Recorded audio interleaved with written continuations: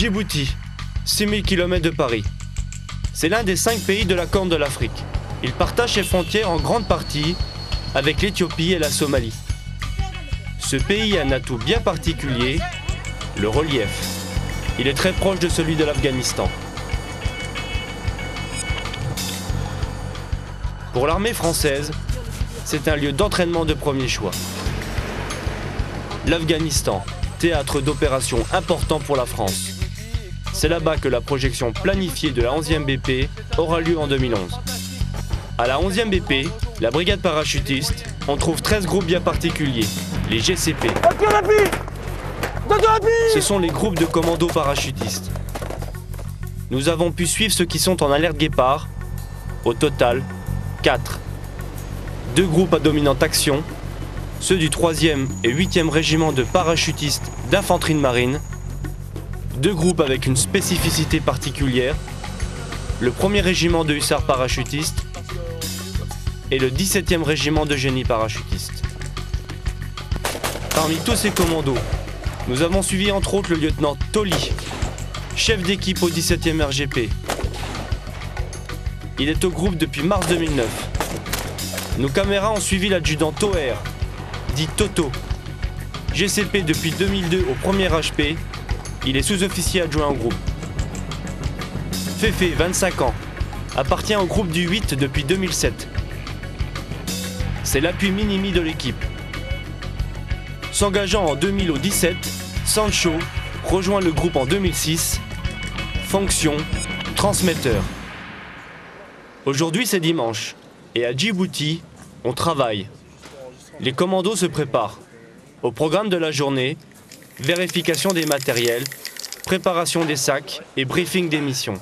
Le lieutenant Tolly, entouré de son groupe, explique la mission qu'il a reçue. 61 face à la grotte qui est au nord. Sancho intervient à son tour. De la phase de l'exercice, on va sortir de l'hélico et là, moi, je dois faire un compte rendu pour dire comme quoi on est bien arrivé. Donc, c'est ça, une fois qu'on aura fait le 360, moi, je dois prendre le téléphone. Nous leur avons posé la question, qu'est-ce que l'esprit commando? L'esprit commando, pour moi, c'est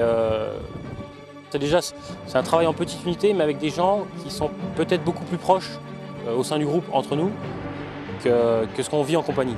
On est une dizaine, donc on ne crée pas les mêmes liens à 10 qu'on crée les liens d'une section de 20 ou 30 de type infanterie. C'est surtout cet esprit de petits groupes avec des spécialisations qui sont vraiment poussées beaucoup plus loin qu'en compagnie. Le lendemain, nous sommes sur la route nationale 1. Direction le CECAP. Le CECAP, c'est le centre d'entraînement au combat d'Arta-Plage. C'est ici que les commandos vont installer leur camp de base pour quelques jours. De là partiront un à un les groupes sur les différentes missions qui leur ont été attribuées. T'as un couteau? T'as un couteau, David? Comme pour les autres groupes, le 17 prend possession de sa zone vie. On essaye de s'installer dans la zone qui est impartie. Parce qu'il faut qu'on installe le couchage, la zone vie, la zone prépa-mission. Comme un endroit restreint, on essaye d'aménager au mieux pour avoir le plus de facilité à travailler. Ouais, nickel. Ça nous a permis un peu de voir notre futur terrain de jeu, qui ressemble étrangement à l'Afghanistan. Un théâtre dans lequel une projection éventuelle. Donc ça va être sympa. Je pense qu'il y a de quoi s'amuser. Le groupe du 3e RPIMA qui était en alerte QRF vient de recevoir l'ordre d'intervenir au profit du 2e REP. Donc la compagnie du REP a été accrochée et elle va réduire une résistance isolée. Donc l'équipe a reçu pour mission de couvrir son intervention en mesure de détruire tout ennemi qui tenterait de s'exfiltrer. Un bref rappel des événements est donné, tout le monde embarque, l'hélico décolle. Les visages sont sérieux. Dans 5 minutes, les équipiers descendront de l'hélico par corde lisse.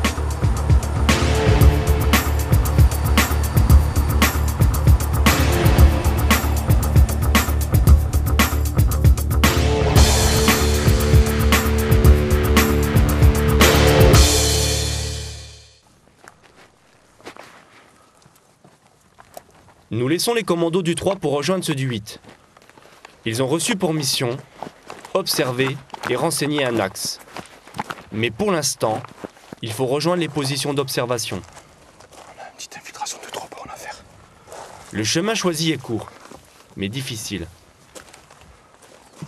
Le terrain est accidenté, il est parfait pour l'entraînement. Tous les soldats interrogés vous le diront, il ressemble à l'Afghanistan. L'intérêt pour le groupement d'être à Djibouti, c'est par rapport au territoire, c'est quand même un pays qui ressemble vachement, qui se rapproche de l'Afghanistan, concernant les mouvements de terrain, le climat. Pourquoi Djibouti? Parce que Djibouti, d'abord, est une région du monde où nous avons déployé en permanence des moyens interarmes et interarmés très nombreux et variés. Ensuite, c'est un terrain difficile, avec un climat difficile, et qui ressemble, bien entendu, à l'engagement aujourd'hui de notre pays en Afghanistan. Nous sommes arrivés sur le point d'observation. Nous sommes sûrs de renseigner toute la nuit pour voir s'il n'y aurait pas de dépose TUED sur l'axe qu'on doit renseigner, afin de faciliter la poursuite de la mission de la compagnie du 2e REP.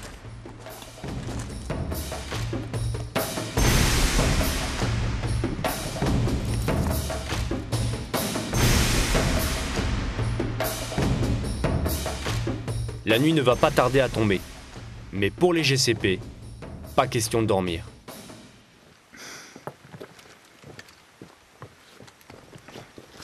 Il faudrait faire encore un peu 100 à 150 mètres pour avoir vraiment un minimum de visuel, quoi. On a un petit peu de visuel avant le carrefour de piste. De toute façon, ce qui est sûr, c'est que déjà, pas avant 5 h du matin, on pourra dire si réellement on a des visuels sur le carrefour. Parce que niveau bison, la portée est 0. Et ça, tu vois rien avec ça. Ouais, tous les cailloux ils sont blancs. Je vois même pas ça. Donc, tellement il fait chaud la journée, les cailloux. Là, on se réalimente. Donc du coup, un coup. Et après, on fait un petit peu un coup. Là-bas, c'est tranquille. C'est tout plat et tout, on n'est pas vu. Même si on reste au centre, on sera pas vu. Le lendemain, pour le groupe, la nuit fut bénéfique. Ils ont pu observer la pose d'un IED.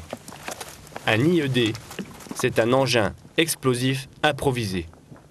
En général, il est déclenché par l'ennemi au passage de troupes. Des photos ont pu être aussi prises. Donc, on a fait des prises de vue. Pichon va les amener aux photos. À partir de là, le photo va mettre un dossier en branle, va l'envoyer au centre opérationnel, de manière à ce que le centre opérationnel puisse renseigner la compagnie de la Légion étrangère. Donc d'ici un quart d'heure, on partira pour faire l'échange, pour pouvoir balancer par transmission les photos. Le lieutenant Guillaume, chef d'équipe, a donné les renseignements récoltés dans la nuit au 2e REP. On a pris contact ce matin avec 55, avec Gris, la compagnie d'infanterie, afin de leur donner le renseignement qu'on a eu dans la nuit et puis dans le début de la matinée, pour leur permettre de reconnaître le carrefour en bas qui est, sur lequel on avait décelé de la présence ennemie. Nous laissons le groupe du 8 continuer sa mission pour rejoindre celui du 17. Ici, à partir de les pierres que vous avez juste en face de nous, d'accord, c'est la ligne des 25. Là, c'est le pas de tir, d'accord. La trousse de secours est ici, sur la zone arrière. Les deux responsables santé sont David et Pat. S'il y a quoi que ce soit en problème, c'est de suite David et Pat qui agiront. Sancho, il a les trans, l'Odessa, d'accord. Si problème santé ou quoi que ce soit, blessé, Sancho fera son travail avec l'appel téléphonique qui va bien. Donc là, avant le départ en mission ce soir, on prépare un petit tir de réglage d'armement. Mon arme de dotation, c'est le FAMAS et mon arme de poing, c'est l'USP. Endpoint, un désignateur laser pirate.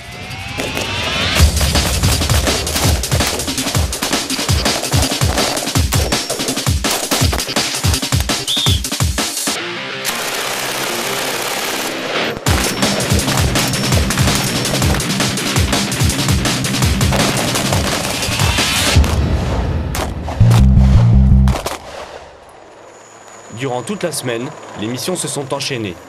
À chaque fois, les commandos ont été mis en place par capacité 3e dimension. 3 techniques existent, une a été utilisée, l'héliportage.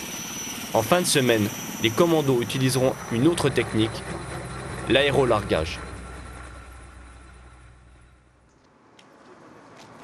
Base aérienne 188. Les groupes commandos se préparent. Ce matin, ils effectuent un saut à ouverture basse, un SOB.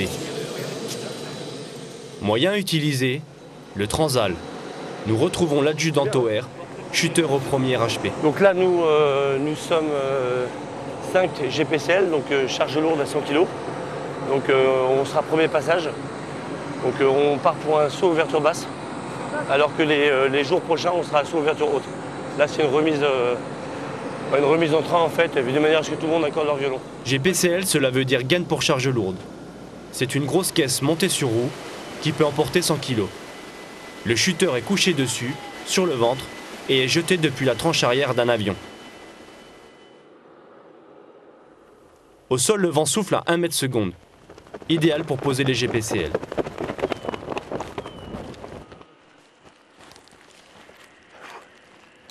Bon, bah, bon petit saut, beaucoup de vent et pas mal de nuages jusqu'à 600-700. Donc ça a permis de voir la zone assez tardivement. Mais bon, on est bien rentré, donc nickel, super. Donc là, c'est vraiment les solides, 3e air climat, c'est que des Golgoth. 1m90, 100 kg. Si tu fais pas 100 kg, c'est mort. Alors on a un vent du 260 degrés pour 1 mètre seconde.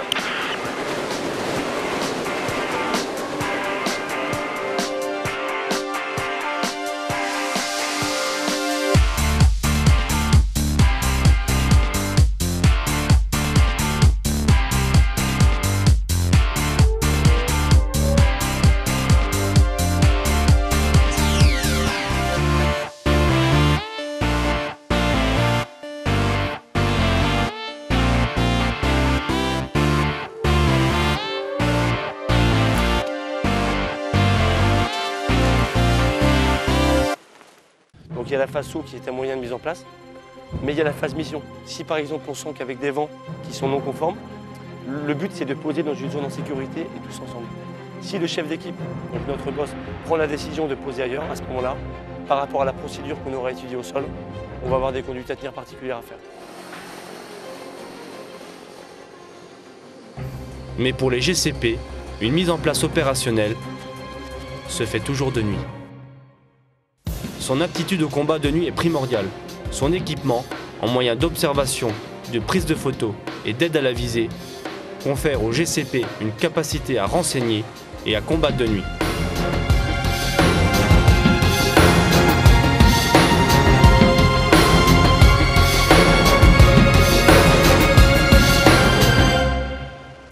Nous retrouvons le GCP du premier HP. Il s'entraîne sur un assaut avant.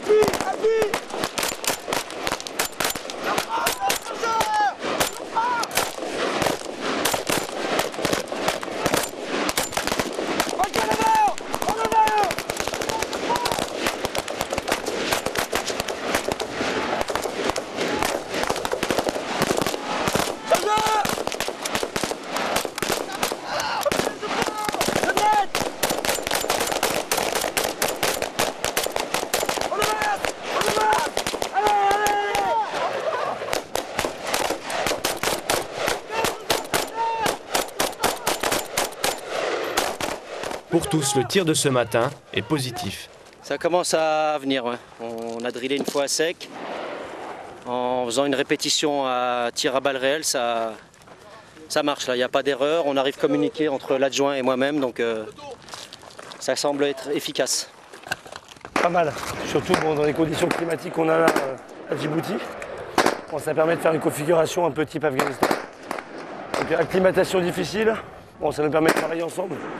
Parce qu'on a 2 jeunes, donc voilà, c'est bénéfique. Nous laissons le groupe continuer à s'entraîner. Les équipes du 3 et du 8 s'entraînent chacun de leur côté. Mais pour les deux, c'est le même exercice. Progression et tir en ambiance tactique. Pendant que le groupe du 8 progresse, le 3 se fait accrocher. L'ennemi a été traité, mais le chef de groupe est blessé. Les auxiliaires sanitaires traitent ce qui peut être fait à leur niveau. Tu mets un pansement compressif juste au niveau de la plaie, d'accord? Ok, il est fini. Tu me découpes ça, tu me découpes un gros bout d'élastos s'il te plaît, tu me le colles ici. Dans l'environnement, c'est contrôlé, nous. Puis le blessé est ramené en zone sécurisée.